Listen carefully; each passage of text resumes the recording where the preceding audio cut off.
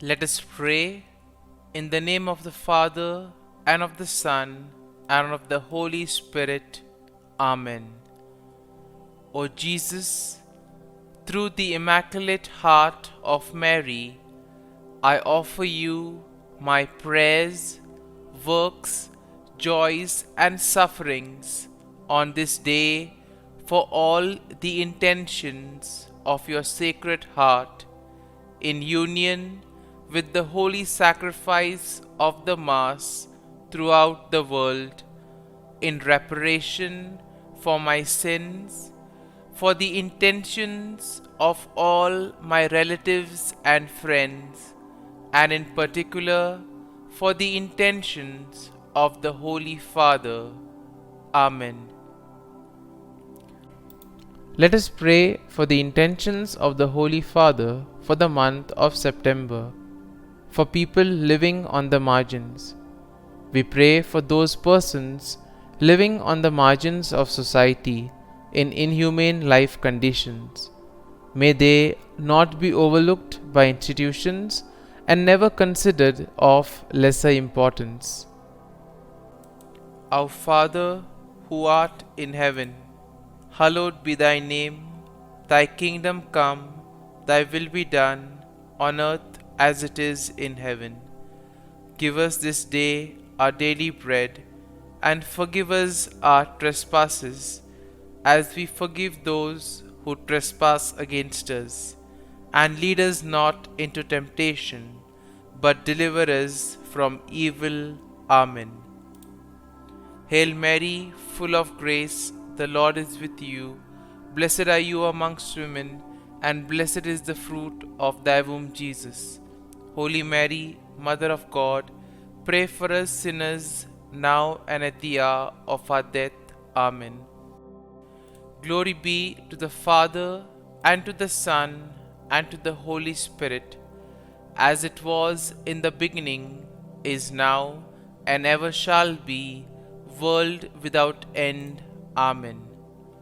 My dear friends, the Word of God welcomes you this morning. And as we spend this time with the Lord, as we begin this new day by devoting time to the Lord, let us ask the Lord to be with us, to guide us, to protect us, and most importantly, to lead us on throughout this day.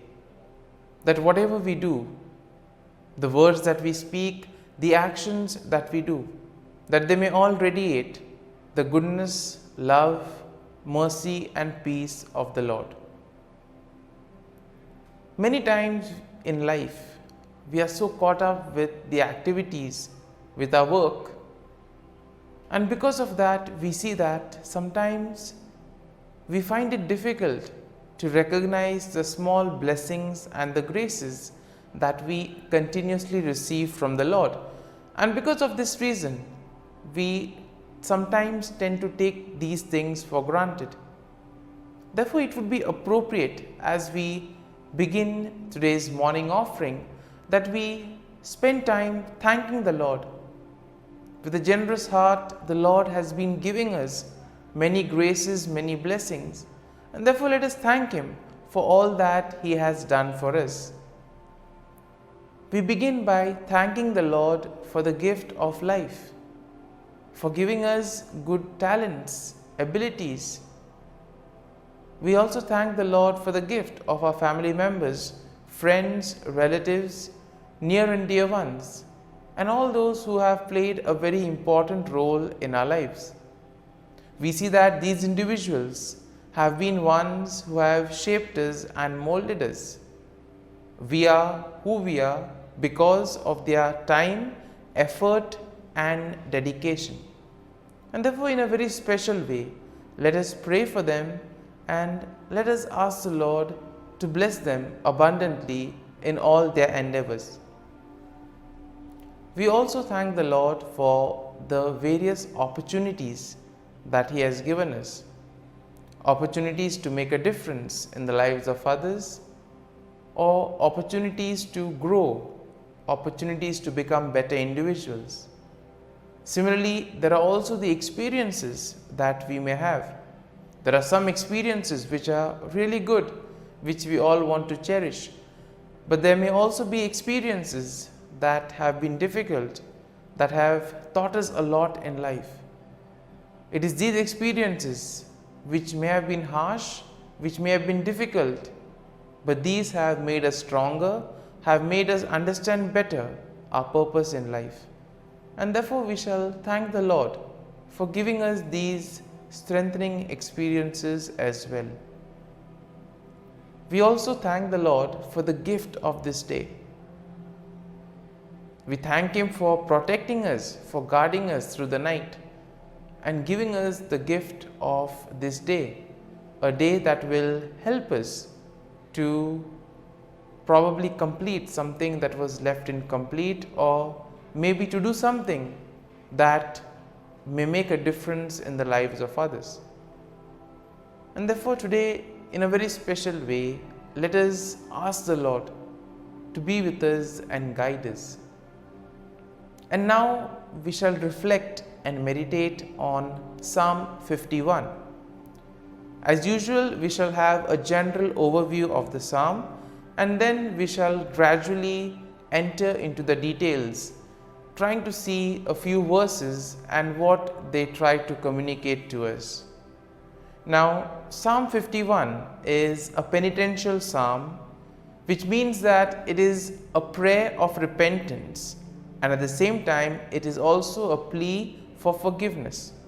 It is attributed to King David, who wrote it after he was confronted by the prophet Nathan about his sin with Bathsheba. Now we see that the psalm will begin with David's plea for mercy and forgiveness. And overall, one can say that Psalm 51 is a powerful example of repentance and a plea for God's forgiveness. This psalm reminds everyone that our sin is not just an action, but it is an offense against God's holiness and righteousness. This psalm teaches us to acknowledge our sin, to ask for God's mercy and forgiveness, and most importantly, to seek a clean heart and a renewed spirit. The psalm also will show us the importance of teaching others about God's ways and leading sinners back to Him. And therefore we see that today's psalm is quite rich when it comes to aspects such as repentance and forgiveness. And the psalm begins with David acknowledging that he has sinned against God, and therefore he asks the Lord to blot out his transgressions. David confesses that his sin is ever before him and that he knows that he has sinned against God alone. Now moving along to verse number 4, we see that David will recognize that his sin is not just an action, but it's an offense against God's holiness as well as God's righteousness. And he acknowledges that God is just and righteous in his judgment, and that he deserves the punishment that he is receiving. And therefore here we see that David takes responsibility for his action, and therefore he knows that whatever is happening to him is as a consequence of the sin that he has done. Moving along to verses 6 to 9, here we see that David asks God to cleanse him of his sin and to create in him a clean heart. It is here that David recognizes that only God can wash away his sins and can make him pure again. He also asks God not to cast him away from his presence, but to restore the joy of his salvation.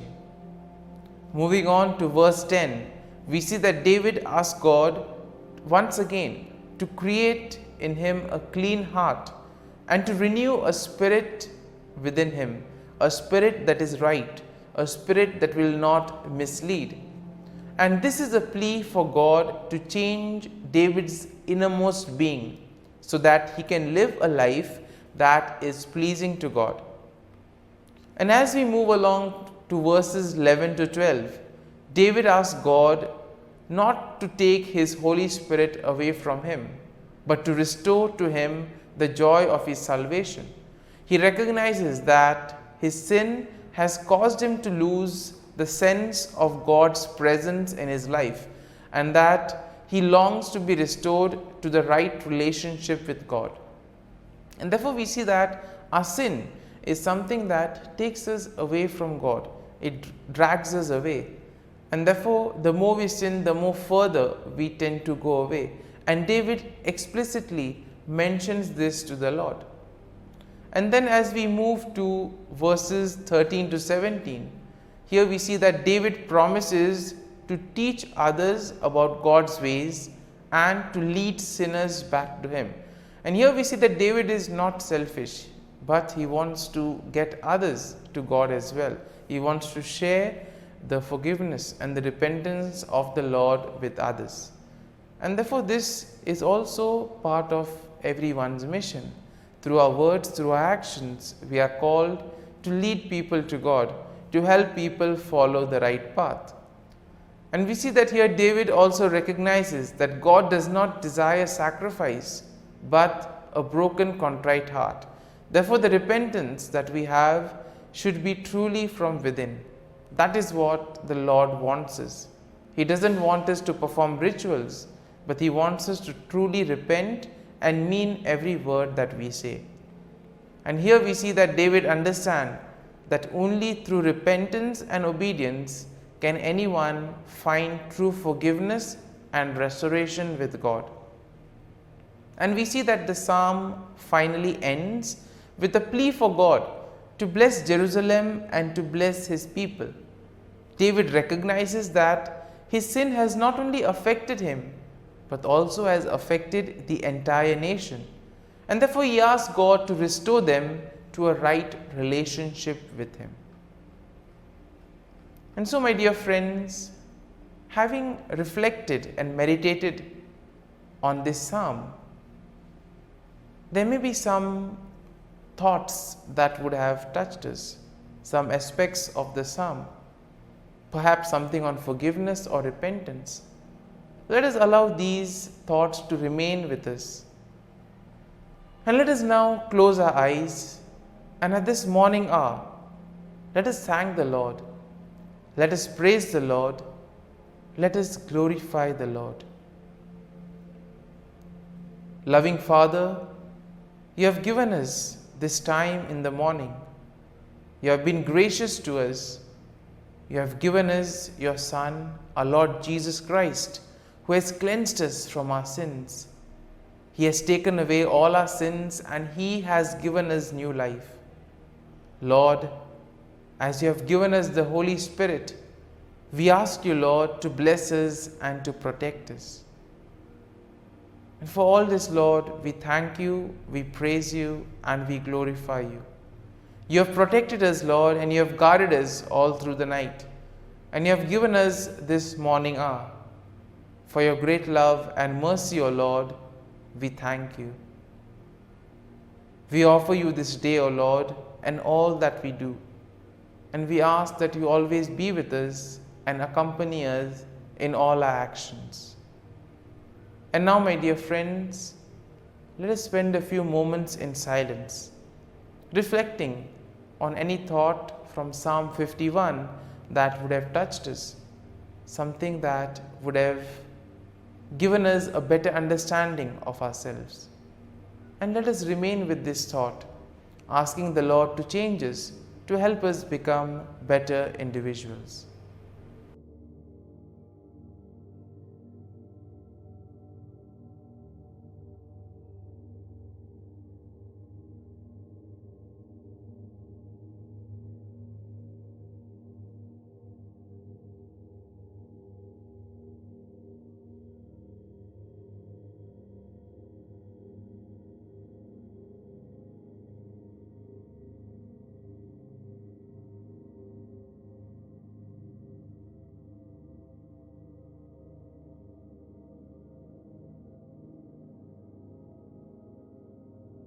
Prayer to Saint Michael the Archangel for protection. Saint Michael the Archangel, defend us in battle. Be our defense against the wickedness and snares of the devil. May God rebuke him, we humbly pray. And do thou, O Prince of the heavenly hosts, by the power of God, thrust into hell Satan and all the evil spirits who prowl about the world, seeking the ruin of souls. Amen. Act of Adoration. O Sacrament most holy, O Sacrament divine, all praise and all thanksgiving be every moment thine. Saint Gertrude prayer for souls in purgatory.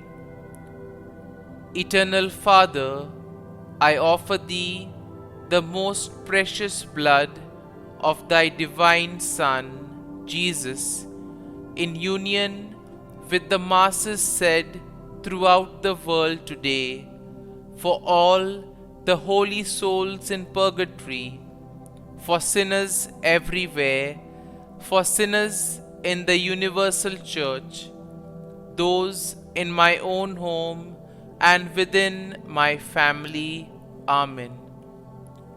May the divine assistance remain always with us, and may the souls of the faithful departed through the mercy of God rest in peace.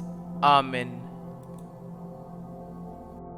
Glory be to the Father, and to the Son, and to the Holy Spirit, as it was in the beginning, is now, and ever shall be, world without end. Amen.